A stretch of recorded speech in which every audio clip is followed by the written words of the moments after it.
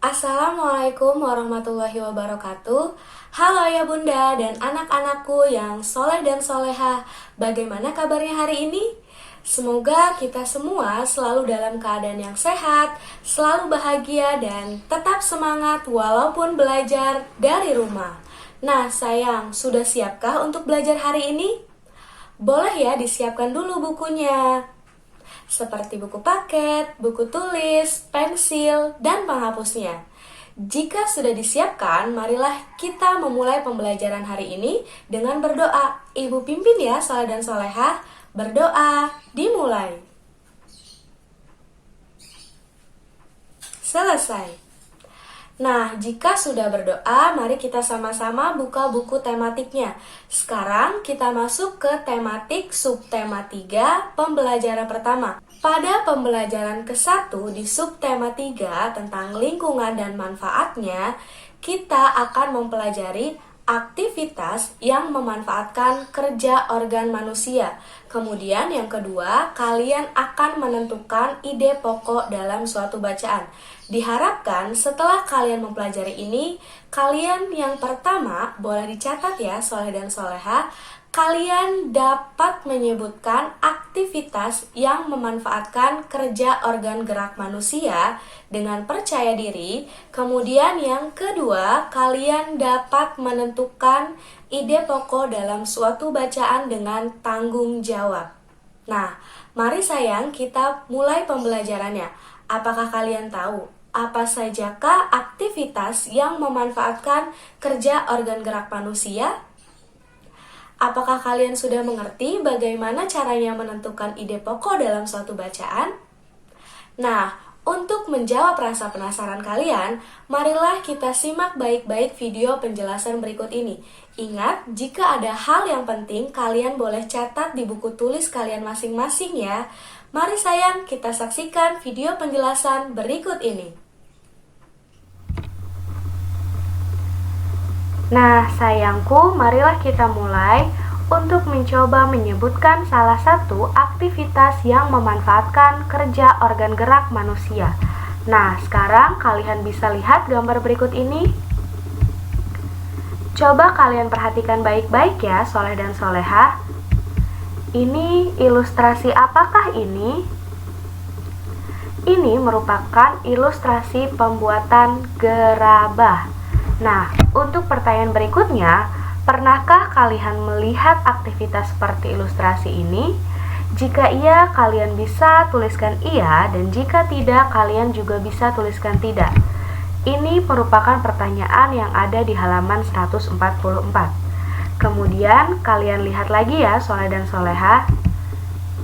Nah, ini merupakan contoh gambar gerabah.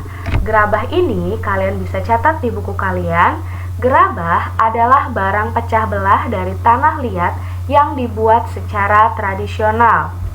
Kemudian, gerabah dibentuk menggunakan tangan dengan ciri adonan yang kasar dan bagian-bagian gerabah tersebut masih dipenuhi oleh jejak-jejak jari. Nah, gerabah ini merupakan salah satu kebudayaan dan kesenian yang ada di Indonesia. Gerabah ini konon sudah dibuat manusia sejak mereka hidup menetap dan mulai bercocok tanam beberapa ribu tahun sebelum Masehi. Saat ini gerabah masih ada di seluruh pelosok Indonesia. Nah, seperti yang sudah disebutkan, kalian harus ingat bahwa gerabah ini terbuat dari tanah liat dan gerabah terdapat hampir di seluruh pelosok Indonesia. Jadi, gerabah ini merupakan salah satu warisan leluhur bangsa Indonesia. Nah, untuk yang berikutnya, kita akan mengetahui alat-alat khusus untuk membuat gerabah. Kalian bisa catat ya, soleh dan soleha. Yang pertama, ini merupakan kayu bulat atau penggiling, berguna untuk membuat lempengan. Yang berikutnya, ini ada meja putar, berguna untuk membuat tanah liat berbentuk lingkaran atau silinder. Yang berikutnya, ada tali pemotong. Tali pemotong ini berguna untuk memotong atau mengambil tanah liat yang masih basah dari meja bundar. Selanjutnya, ini merupakan cetakan. Cetakan biasanya terbuat dari gips yang berbentuk persis seperti model yang akan dibuat. Selanjutnya, bisa kalian catat ya. Berikutnya ada butsir. Butsir ini berguna untuk membantu pembentukan tanah liat. Berikutnya ada pisau pahat, berguna untuk membuat dekorasi pada keramik. Yang berikutnya ini ada sudip. Sudip ini berguna untuk membuat hiasan saat gerabah masih basah. Dan yang terakhir ada tungku pembakaran. Gunanya untuk membakar gerabah yang sudah kering. Seperti ini gambarnya ya soleh dan solehah. Nah, untuk berikutnya kita akan mengetahui proses pembuatan gerabah. Yang pertama, pemilihan dan pengambilan tanah liat. Yang berikutnya adalah pengolahan tanah liat. Dan selanjutnya adalah pembentukan tanah liat. Setelah jadi adonan, diambil perbongkahan untuk dibuat bentuk kasar. Selanjutnya ada proses penjemuran gerabah. Dan yang terakhir adalah proses pembersihan dan penyempurnaan dengan cat agar siap dipasarkan. Proses pembuatan gerabah ini kalian bisa scan video pembuatannya pada buku kalian di halaman 147. Scan menggunakan aplikasi TS Reader ya soleh dan solehah. Nah, untuk berikutnya kalian bisa membaca teks tentang seni gerabah Madura warisan leluhur bangsa. Dan setelah kalian membaca teks tersebut, marilah kita sama-sama menentukan ide pokok yang terdapat dalam bacaan tersebut. Kalian masih ingat ide pokok itu apa? Iya, hebat sekali. Ide pokok merupakan kalimat utama yang terdapat dalam setiap paragraf.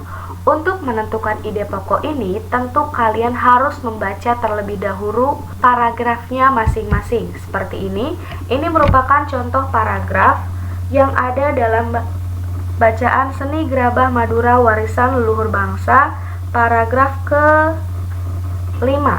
Tidak semua daerah Madura menghasilkan gerabah. Hal ini disebabkan tidak semua wilayah di Madura memiliki struktur tanah liat yang dapat dijadikan sebagai bahan dasar pembuatan gerabah. Pulau Madura dikelilingi pantai sehingga banyak mengandung pasir dan tidak bisa digunakan untuk membuat gerabah.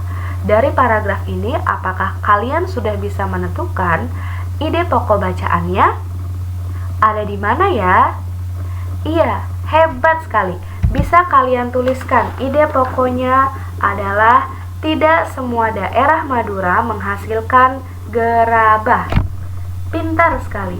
Untuk yang selanjutnya, marilah kita mencoba untuk membuat ide pokok dan kalimat pengembangnya. Kalian bisa buka buku kalian halaman 148. Ibu berikan contoh. Ide pokoknya, tanah liat banyak digunakan. Kalimat pengembang yang bisa kalian tuliskan adalah tanah liat banyak digunakan. Salah satu kegunaan tanah liat adalah untuk membuat gerabah. Gerabah yang terbuat dari tanah liat ini bisa kita temui hampir di seluruh pelosok Indonesia. Untuk selanjutnya, kalian boleh mengerjakannya sendiri ya, soleh dan solehah. Nah, sayang, dari pembelajaran hari ini, sekarang kita jadi sama-sama mengetahui bahwa aktivitas yang memanfaatkan kerja organ gerak manusia, salah satunya adalah dalam pembuatan gerabah. Seperti yang sudah diinfokan sebelumnya, bahwa gerabah ini merupakan warisan leluhur bangsa Indonesia, jadi harus tetap kita lestarikan. Yang mau belajar membuat gerabah, boleh diulang videonya ya, soleh dan solehah. Nah, untuk berikutnya kalian juga sudah bisa untuk menentukan ide pokok dalam suatu bacaan.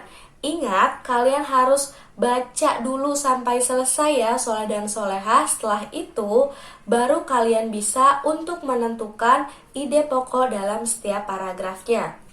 Nah, untuk tugas malam ini, kalian boleh kerjakan soal yang ada di halaman 144 dan juga 148. Ingat, dibaca dulu ya soleh dan solehah. Bila masih ada yang kurang dimengerti, kalian boleh langsung tanyakan dan kita akan berdiskusi bersama-sama melalui WhatsApp group. Dari pembelajaran hari ini, Ibu juga ingin mengingatkan bahwa kita harus selalu bersyukur, mengucapkan alhamdulillah atas nikmat yang telah Allah berikan kepada kita. Salah satunya adalah nikmat kita masih bisa melakukan aktivitas-aktivitas yang dapat memanfaatkan organ gerak yang ada pada tubuh kita. Oleh karena itu, kita harus selalu bersyukur dan kita tetap harus menjaga tubuh kita atau organ gerak kita dapat berfungsi dengan baik ya, soleh dan soleha. Mungkin cukup sekian pembelajaran hari ini, semoga bermanfaat. Sampai bertemu dalam video pembelajaran berikutnya, yaitu pembelajaran 2. Kalian akan membahas tentang kelainan tulang, menentukan ide pokok, dan juga membuat komik. Boleh dibaca juga ya soleh dan soleha bukunya. Mungkin itu saja. Wassalamualaikum warahmatullahi wabarakatuh.